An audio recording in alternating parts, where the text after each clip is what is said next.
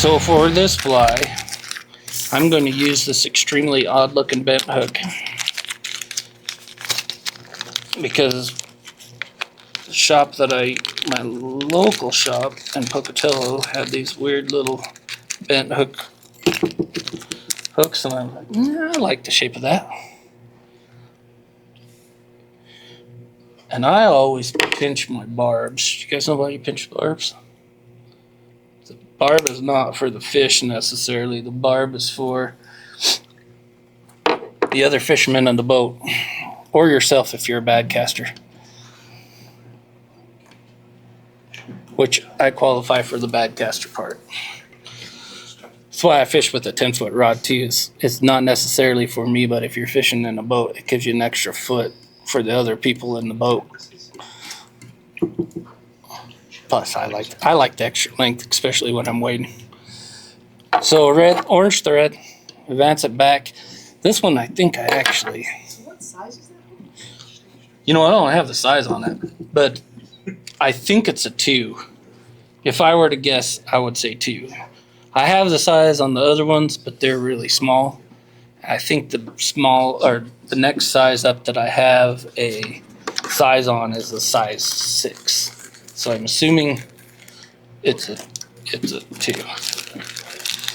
But you can use a bunch of different hooks for this. I just like the ones that are shaped more like, I think there's a fire hole that has a little bit more rounded end. I'm sure Dairiki makes one, and Daiichi.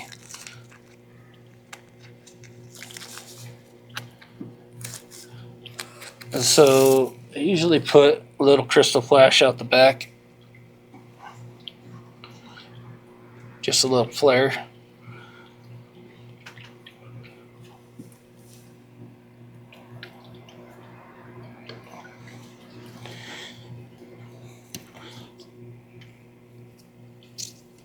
Tie it in, fold it over. A lot of flare.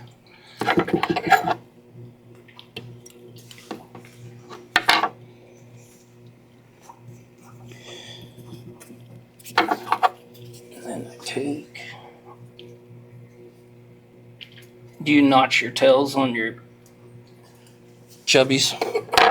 I always like to give them a little notch so that they're not the same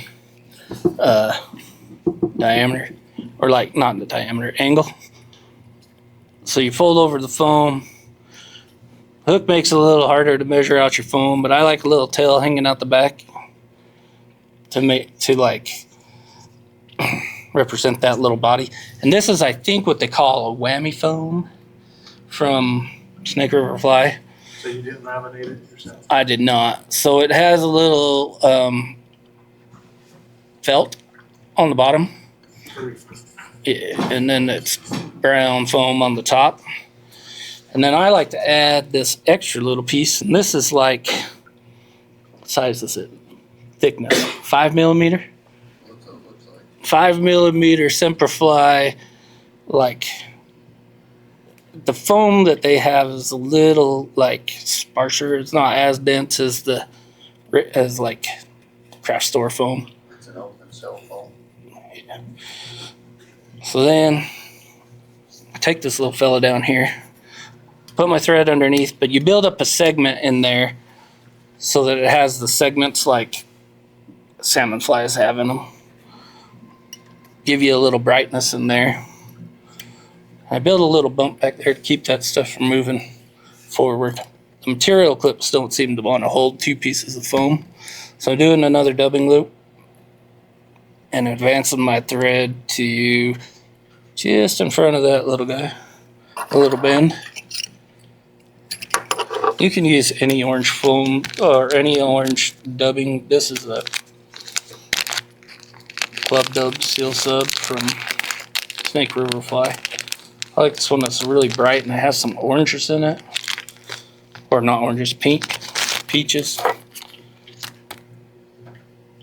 And the fibers aren't super long, although we're going to end up picking out a bunch of it because they're slightly longer than what I want. Made my dubbing loop a little longer because we're going to advance it and do some tying off, and that way I don't have to do another dubbing loop, hopefully. But you can do the same thing with the I-stub. I-stub might actually work a little better. It might be a little soft, smaller material.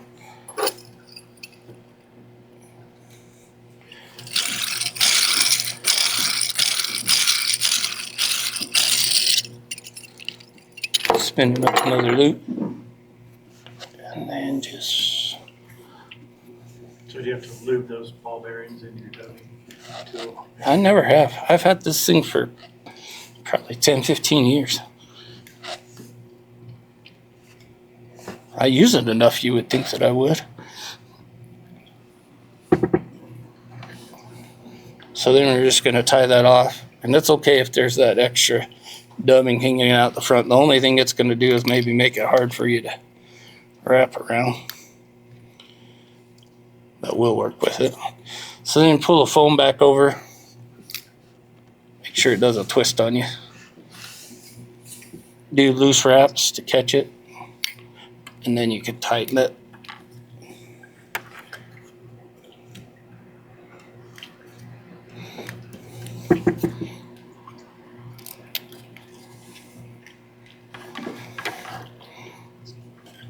Then I'm going to build up that little segmentation in there.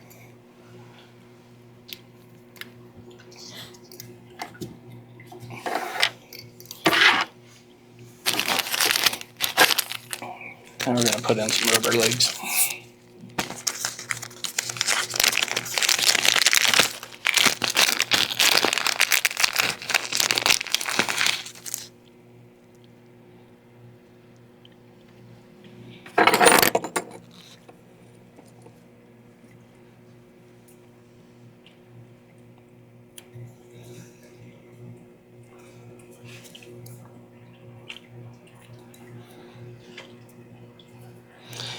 Two sections of rubber legs.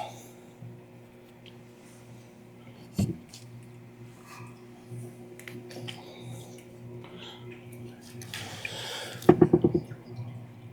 then you measure out a little section of leg in the back. These are going to be the back legs.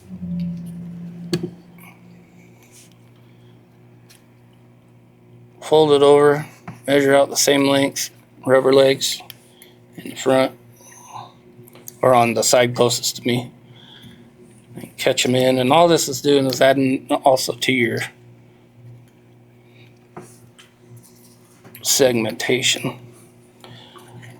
Then I'm going to take and fold those back, keep those out of the way, and then I'm going to start advancing my thread to the front. Fold those back.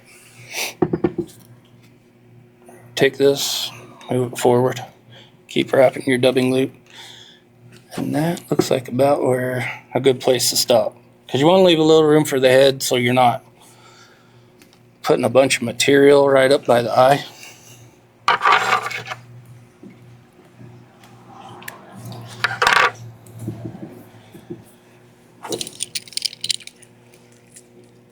One thing about this hook is about what at that point I like to turn the hook so it's flat.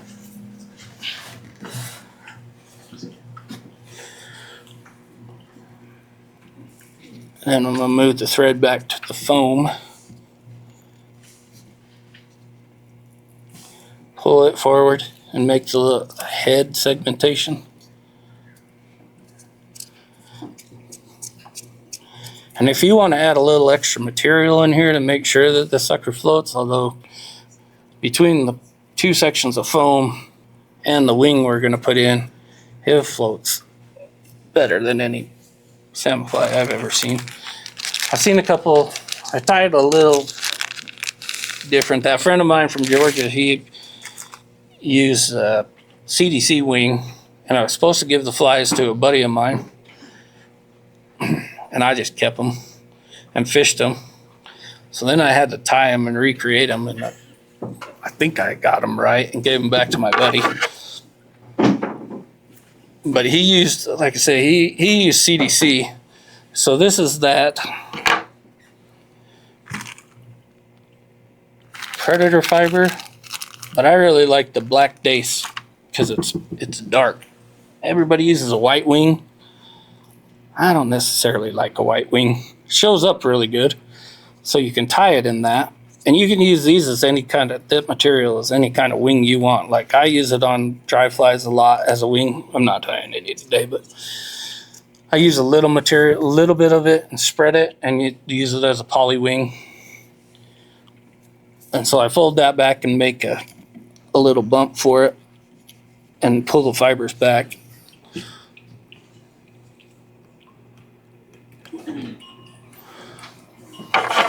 And then just tie it off. I'm gonna throw a little head cement on there too. And you don't even really have to use dubbing on this with that felt foam. If you pick it out a little bit, it'll give you enough dubbing to cover up your hook.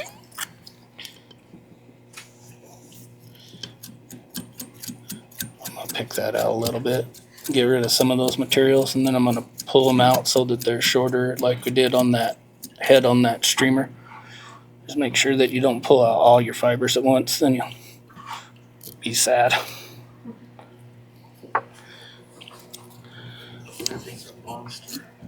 It's pretty big. I floated with a buddy of mine, and I was using a lot smaller flies, and I wasn't catching anything. And we got to the Vernon Bridge, and I'm like, well, there's this ugly thing in my box. I'm like, I'm gonna put it on. That was the only fly that I got a fish to take the whole day. So, not quite done yet. Missed a step. I missed a step. I'm sure that's never happened to anybody. The good news is it's in the spot that we don't have to start back over. Just put your thread back in. Add to that segmentation.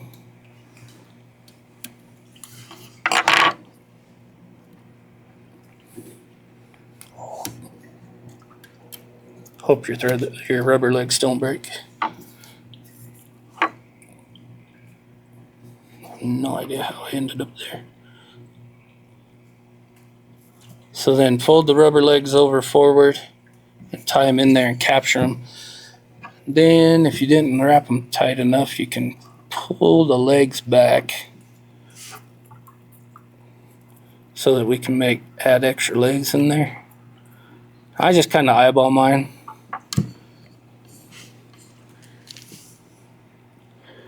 Because if the fish are taking this as an actual salmon fly, that's the dumbest fish I've ever seen.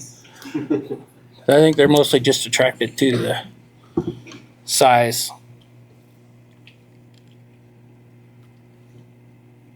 And attack it most purely out of aggression.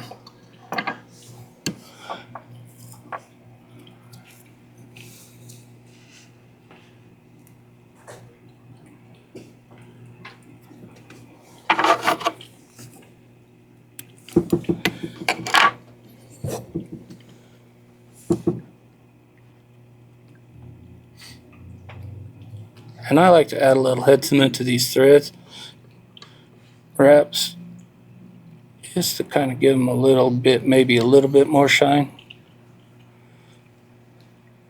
But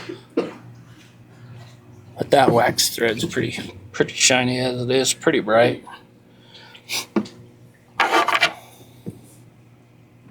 What head cement you using? I'm using these guys. I like the dispenser on it, and it's not like Sally Hansen's that gives you a headache. It's a back cast. I think Brady's making it. And it's big, but it's meant to be big. You could tie it smaller, but when it hits the water, it's not gonna roll. But like everybody ties these, did I just move his camera? Everybody ties these itty bitty salmon flies. Well, the salmon fly, when it's a full grown adult, it's huge. Like, it's big.